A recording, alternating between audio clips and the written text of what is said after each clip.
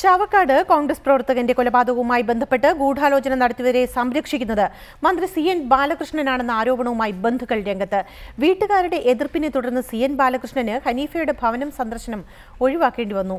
അതേസമയം കേസിലെ പ്രതികൾക്കായുള്ള അന്വേഷണം ക്രൈംബ്രാഞ്ച് ഊർജിതമാക്കി.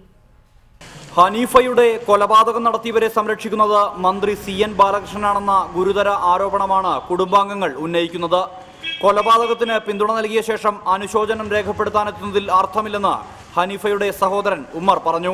അദ്ദേഹം സപ്പോർട്ട് ചെയ്തിട്ട് ഒരു കൊല നടത്തിക്കുകയും എന്നിട്ട് അതിന്റെ പിന്നിൽ അദ്ദേഹം വന്ന് അനുശോചനം രേഖപ്പെടുത്തുന്നതിന്റെ ഇതിലുള്ള കൊലപാതകത്തിന്റെ ഗൂഢാലോചനയിൽ ഗോപപ്രതാപന് പങ്കുണ്ടെന്നാണ് ആരോപണം. ഗോപനാണ് ഇതിന്റെ എല്ലാത്തിനും ഇതിന് നേതൃത്വം കൊടുത്തിട്ടുള്ളതും ചെയ്യിപ്പിച്ചിട്ടുള്ളതും.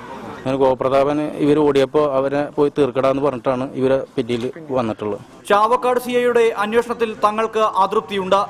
നേരത്തെ CIയിൽ നിന്നും നീതി ലഭിച്ചിട്ടില്ലെന്നും കുടുംബാംഗങ്ങൾ പറഞ്ഞു. ഏവരും ഉറ്റുനോക്കുന്നത് പുതിയ അന്വേഷണ സംഘത്തിന്റെ നീക്കത്തെയാണ്. കൂടുതൽ പ്രതികൾ വരും ദിവസങ്ങളിൽ വലയിലാകുമെന്നാണ് സൂചന. ചാവക്കാട് നിന്നും ക്യാമറമാൻ ഷഹീർ ഗുരുവായൂരിനൊപ്പം സുർജിത് അയ്യപ്പത്ത്, റിപ്പോർട്ടർ.